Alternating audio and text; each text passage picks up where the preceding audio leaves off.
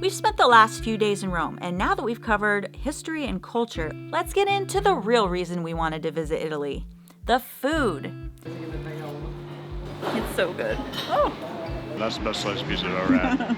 We figured the best way to taste what Rome has to offer was to take a food tour. That's when we found out there's a company that scored 5.0 on TripAdvisor with over 3,500 reviews. And of course we had to check that out. Join us on an unforgettable and tasty journey through Rome's food scene with Roman Food Tour, one of the highest rated activities in the city.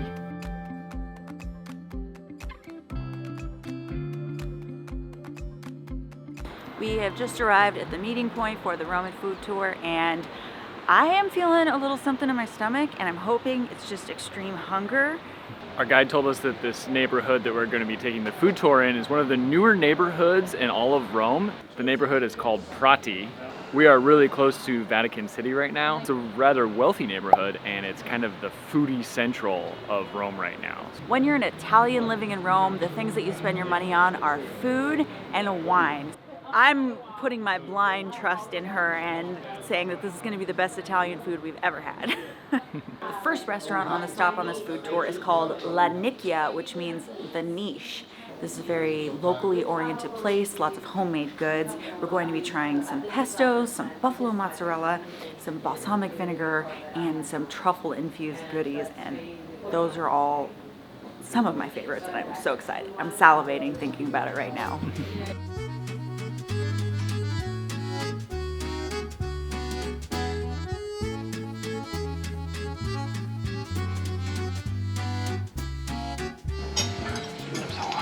What are we tasting first? Buffalo mozzarella. So, mozzarella di bufala means buffalo mozzarella. To use meat that is taken within 16 hours.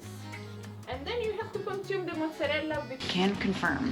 The correct pronunciation is bruschetta. Bread pesto, sun-dried tomato. I love this so much. We have already learned so much, and we just tried our first food, so it's going to be a lot of information to retain, and it's really interesting. Can't wait to go back home to our local Italian market to look at all the labels to see if I'm getting the real thing.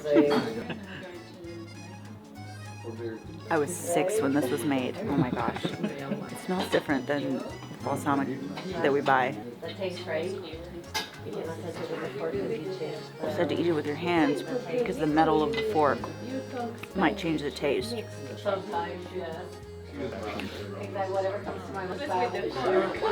Wow. Making me salivate. I'm gonna drool.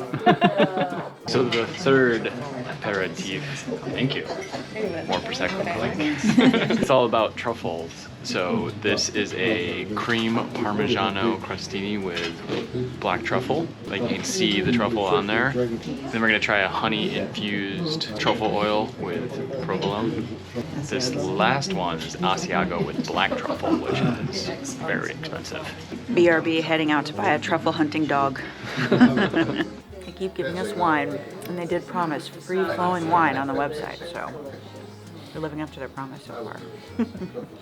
We had to pick up some of the pesto, the sun-dried tomatoes in it. It was just way too good to pass up. Heck yeah. How much was it? 10 euros, I think. Nice. So, yeah. At least we're 100% sure that it's really good. On to the next spot. I think she's had some wine already.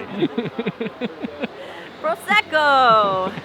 Okay, we're heading to our next destination, and I have to admit, I definitely have a girl crush on our guide. She is a millennial Sicilian woman, and I love her so much. Her name's Lou. We are now at the pizza location, which is called Bonci. Apparently he is a celebrity chef, not just in Italy, but all over. Anthony Bourdain has been here, and let me show you, there is a number puller here, so when you have to take a number for pizza, I feel like it's gonna be pretty good. Does it look good? Oh, it looks so good. Onion, ricotta, the ham and rocket, sausage and soft cheese, prosciutto, tomato and mozzarella.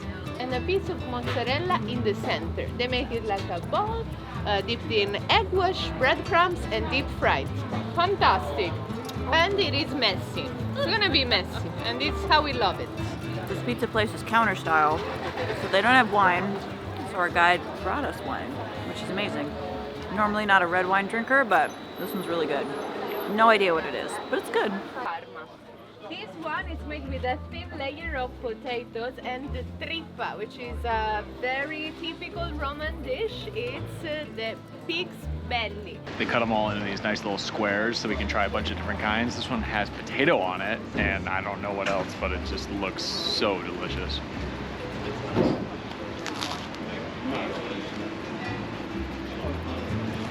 Oh. I don't know if this is wine talking, but that's the best sliced pizza I've ever had. Can you hear me crunching in the background? Oh. Brings a tear to your eyes, doesn't it? For real. Look at all that prosciutto. It's crazy, this little like stand-up place. Could be any pizza place in New York, but this is like a celebrity chef. This is really The good. pizza is molto bene.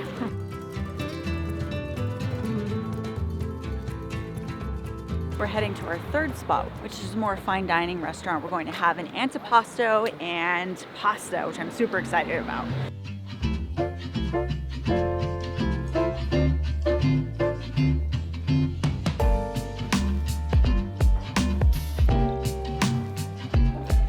We had cured meats and different cheeses for the first course, and all of them were just so good.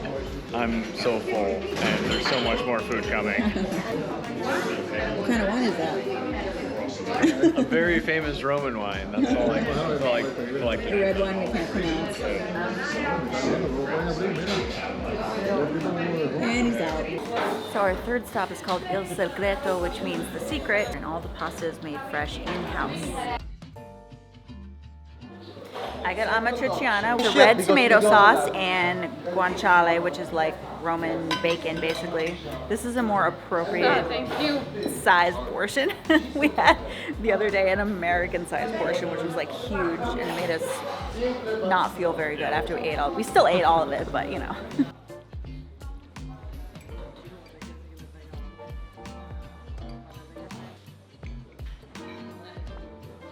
It's so good. Oh. We're already at our last stop, which I'm so sad about, but also so excited because it's gelato. And we have not had any gelato since we've been in Rome, which is absolutely insane. But we're getting it tonight, and we can be absolutely sure that it is real Roman gelato. I got lemon, which is pretty on par for me, and I have to say, it's so good. Oh my God. Just as a testament of what a gelato should look like, this is lemon and it is white. So if it's a very vibrant color, it's not real gelato. It's fake touristy stuff. So keep that in mind.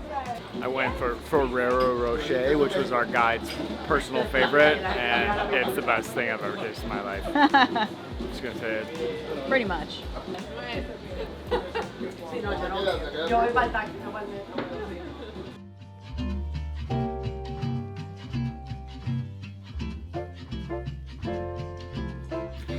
We just made it back to our hotel after a fantastic food tour. That was really fun. I am so incredibly full right now.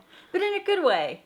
And just as a disclaimer, the Roman food tour did reach out to us several months ago. They did sponsor this tour. Even if we weren't, we would give this tour 5 stars for sure. I can't recommend it enough. All the food was fantastic. We had a really awesome time. Shout out to our guide. She was really, really awesome. Her name was Ludovica, aka Lou. She was incredibly knowledgeable. She spoke Italian, English, and Spanish. We had some Spanish speakers on our tour as well.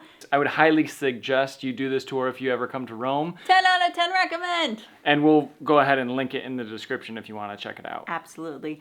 Thanks so much for watching, guys. If you made it this far, you might as well hit that subscribe button because that means you like us, right? And if you like this video, go ahead and hit that thumbs up. This is Kelly and Kevin from the Awkward Tourists. Peace out. We are taking a scenic plane flight over Kauai.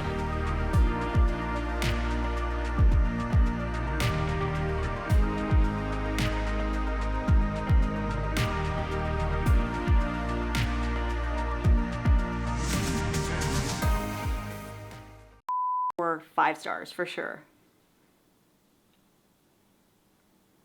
Yeah. Cool. I'm so full. Can't stop eating. So not that full, I guess.